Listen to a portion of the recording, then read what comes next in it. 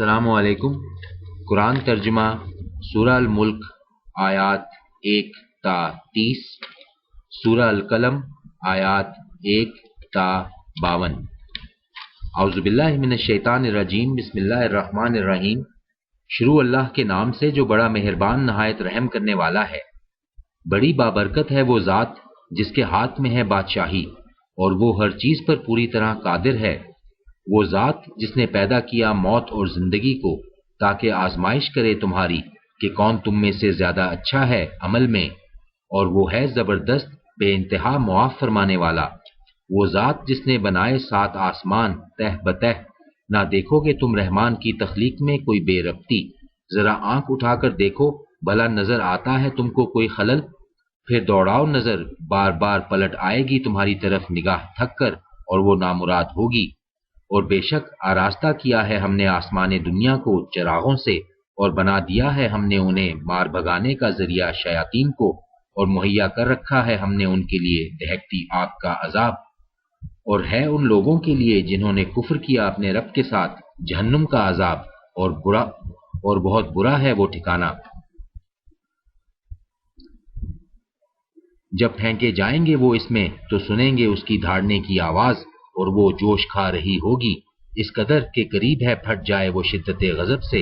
جب بھی ڈالا جائے گا اس میں کوئی گروہ تو پوچھیں گے ان سے جہنم کے داروغہ، کیا نہیں آیا تھا تمہارے پاس کوئی متنبع کرنے والا؟ وہ جواب دیں گے، کیوں نہیں، بے شک آیا تھا ہمارے پاس متنبع کرنے والا، لیکن ہم نے اس کو جھٹلایا اور کہا نہیں نازل کیا اللہ نے کچھ بھی، نہیں ہو تم مگر پڑے ہوئے بڑی گمراہی میں۔ اور کہیں گے وہ، کاش سنتے ہم اور عقل و شعور کو استعمال کرتے تو نہ ہوتے ہم دوزخیوں میں۔ سو اقرار کر لیں گے وہ اپنے گناہ کا، پس لعنت ہے دوزخیوں پر۔ بے شک وہ لوگ جو ڈرتے ہیں اپنے رب سے بن دیکھے، ان کے لیے ہے مغفرت اور بڑا اجر۔ اور آہستہ کہو تم اپنی بات یا اونچی آواز سے، بے شک وہ پوری طرح باخبر ہے سینوں کے بھیدوں سے۔ بھلا وہی نہ جانے جس نے پیدا کیا، حالانکہ وہ ہے باریک بین اور پوری طرح باخبر۔ وہی تو ہے جس نے کر دیا ہے تمہاری خاطر زمین کو تابع، سو چلو پھرو اس کی چھاتی پر اور کھاؤ اللہ کا رزق، اور اسی کے حضور تمہیں دوبارہ اٹھ کر جانا ہے۔ کیا تم بے خوف ہو اس سے جو آسمان میں ہے، اس بات سے کہ دھنسا دے تم کو زمین میں اور اچانک وہ لرزنے لگے؟ یا تم بے خوف ہو اس سے جو آسمان میں ہے، اس بات سے کہ بھیج دے تم پر پتھراؤ کرنے والی ہوا؟ سو عنقریب تم کو معلوم ہو جائے گا کہ کیسی تھی میری تنبیہ، اور بے شک جھٹلا چکے ہیں وہ جو ان سے پہلے تھے، کیسا تھا میرا عذاب۔ اور کیا نہیں دیکھا ان لوگوں نے اڑتے پرندوں کو اپنے اوپر پر پھیلاتے اور سکیڑتے؟ نہیں تھامے ہوئے ہے انہیں کوئی سوائے رحمان کے، بے شک وہ ہر چیز کا نگہبان ہے۔ بھلا وہ کون ہے جو لشکر بنے تمہارا اور مدد کرے تمہاری رحمان کے مقابلے میں؟ نہیں ہیں یہ کافر مگر پڑے ہوئے ہیں دھوکے میں۔ بھلا کون ہے وہ جو روزی دے تم کو اگر روک لے رحمان اپنا رزق؟ دراصل اڑے ہوئے ہیں یہ سرکشی اور حق سے نفرت پر۔ بھلا وہ شخص جو چل رہا ہو اوندھا ہو کر اپنے منہ کے بل زیادہ ہدایت یافتہ ہے، یا وہ جو چل رہا ہو بالکل سیدھے راستے پر؟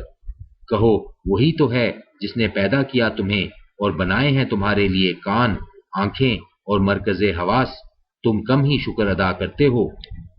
کہو وہی تو ہے جس نے پھیلایا تم کو زمین میں، اور اسی کے حضور تم اکٹھے کیے جاؤ گے۔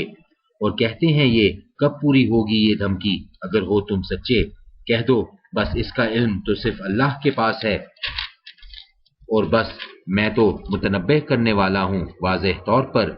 پھر جب دیکھیں گے وہ اس کو قریب تو بگڑ جائیں گے چہرے ان لوگوں کے جنہوں نے کفر کیا تھا، اور کہا جائے گا یہی تو ہے وہ جس کا تم تقاضا کرتے تھے۔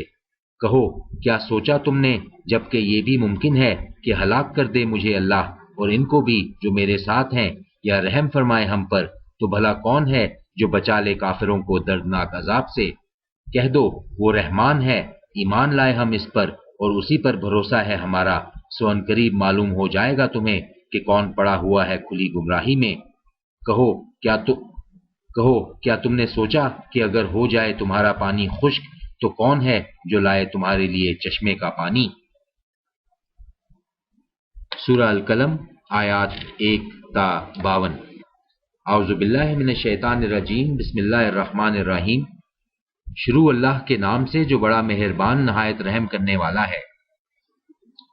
نون، قسم ہے قلم کی اور اس چیز کی جسے لکھتے ہیں۔ نہیں ہو تم اپنے رب کے فضل سے دیوانہ، اور یقیناً تمہارے لیے ہے اجر بے انتہا، اور بے شک تم فائز ہو اخلاق کے بڑے مرتبے پر۔ سو ان قریب تم بھی دیکھ لو گے اور وہ بھی دیکھ لیں گے کہ تم میں سے کون ہے دیوانہ۔ بے شک تمہارا رب ہی خوب جانتا ہے ان کو بھی جو بھٹک گئے اس کی راہ سے، اور وہ خوب جانتا ہے ان کو بھی جو راہ راست پر ہیں۔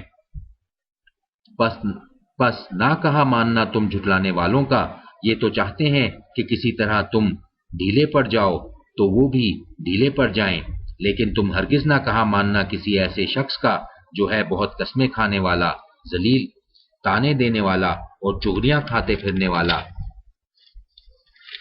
بھلائی سے روکنے والا، حد سے بڑھ جانے والا، بڑا گنہگار، سرکش، ان سب عیوب سے بڑھ کر یہ کہ وہ بد اصل بھی ہے، اس بنا پر کہ ہے وہ مالدار اور صاحب اولاد۔ جب پڑھی جاتی ہیں اس کے سامنے ہماری آیات تو کہتا ہے کہ یہ تو افسانے ہیں پہلے لوگوں کے، ان قریب داغ لگائیں گے ہم اس کی سونڈ پر۔ ہم نے آزمائش میں ڈالا ہے ان کفار مکہ کو، جس طرح آزمائش میں ڈالا تھا ہم نے ایک باغ والوں کو، جب انہوں نے قسم کھائی تھی کہ ضرور ہم پھل توڑیں گے اپنے باغ کا صبح سویرے، اور انشاءاللہ نہ کہا تھا تو پھر گئی اس باغ پر ایک آفت تیرے رب کی طرف سے جبکہ وہ سو رہے تھے، پس ہو کر رہ گیا وہ کٹے ہوئے کھیت کی طرح۔ پھر پکارا انہوں نے ایک دوسرے کو صبح سویرے، یہ کہ چل پڑو صبح سویرے اپنی کھیتی کی طرف اگر تمہیں پھل توڑنے ہیں۔ چنانچہ وہ چل پڑے، اور وہ آپس میں چپکے چپکے کہتے جاتے تھے کہ نہ داخل ہونے پائے یہاں آج تمہارے پاس کوئی مسکین، اور گئے وہ صبح سویرے لپکتے ہوئے قادر ہیں، مگر جب دیکھا انہوں نے باغ کو تو کہنے لگے یقیناً ہم راستہ بھول گئے ہیں، نہیں بلکہ ہماری تو قسمت ہی پھوٹ گئی ہے۔ کہا ان کے بہتر آدمی نے، کیا نہیں کہا تھا میں نے تم سے کہ کیوں نہیں تسبیح کرتے تم؟ وہ پکار اٹھے، پاک ہے ہمارا رب، بے شک ہم ہی تھے ظالم۔ پھر ایک دوسرے کی طرف منہ کر کے باہم ملامت کرنے لگے، کہنے لگے ہائے بد نصیبی، بے شک ہم ہی تھے سرکش۔ کچھ بعید نہیں کہ ہمارا رب بدلے میں دے دے ہمیں بہتر اس باغ سے، بے شک ہم اپنے رب کی طرف رجوع کرتے ہیں۔ ایسا ہوتا ہے عذاب، اور عذاب آخرت تو کہیں بڑھ کر ہے، کاش یہ لوگ جانتے۔ یقیناً ہے متقیوں کے لیے ان کے رب کے ہاں نعمت بھری جنتیں۔ کیا کر دیں ہم فرما برداروں کو مجرموں کی مانند؟ کیا ہو گیا ہے تمہیں؟ کیسے فیصلے کرتے ہو تم؟ کیا تمہارے پاس ہے کوئی کتاب جس میں پڑھتے ہو تم کہ ضرور تمہارے لیے وہاں وہی کچھ ہے جو پسند کرتے ہو تم؟ یا پھر کیا تمہارے کچھ عہد و پیمان ہیں تو ہمارے ساتھ جو باقی رہیں گے روز قیامت تک کہ ضرور تمہیں وہی ملے گا جو تم حکم دو گے؟ پوچھو ان سے کہ ان میں سے کون ہے جو اس کا ضامن ہے، یا ہیں ان کے کچھ شریک، تو لائیں یہ اپنے شریکوں کو اگر ہیں یہ سچے۔ جس دن پنڈلی کھولی جائے گی اور بلائے جائیں گے سب سجدے کے لیے تو نہ کر سکیں گے یہ لوگ، جھکی ہوئی ہوگی ان کی آنکھیں، چھا رہی ہوگی ان پر ذلت، اس لیے کہ بلایا جاتا تھا انہیں سجدے کے لیے جبکہ وہ تھے صحیح سالم۔ پس چھوڑ دو مجھے اور ان کو جو جھٹلاتے ہیں اس کلام کو، ان قریب ہم آہستہ آہستہ لے جائیں گے ان کو ایسے طریقے سے کہ انہیں خبر بھی نہ ہوگی، اور میں انہیں مہلت دیے جا رہا ہوں، بے شک میری چال بڑی مضبوط ہے۔ کیا تم طلب کرتے ہو ان سے کسی قسم کی اجرت جس کی وجہ سے یہ چٹی کے بوجھ تلے دبے جا رہے ہیں، یا پھر ان کے پاس ہے غیب کی خبر جسے یہ لکھ لاتے ہیں؟ سو انتظار کرو اپنے رب کے فیصلے کا، اور نہ ہو جانا مچھلی والے کی طرح جب اس نے پکارا تھا اور وہ غم سے بھرا ہوا تھا۔ اگر نہ شامل حال ہوتی اس کے مہربانی اس کے رب کی تو پھینک دیا جاتا چٹیل میدان میں اور ہوتا وہ ملامت زدہ۔ آخرکار نوازا اسے اس کے رب نے اور شامل کر لیا اسے صالحین میں، اور ایسا لگتا ہے کہ جیسے یہ کافر اکھاڑ دیں گے تمہارے قدم اپنی نظروں سے جب سنتے ہیں قرآن اور کہتے ہیں یہ تو ضرور دیوانہ ہے، حالانکہ یہ تو ہے ایک نصیحت تمام جہان والوں کے لیے۔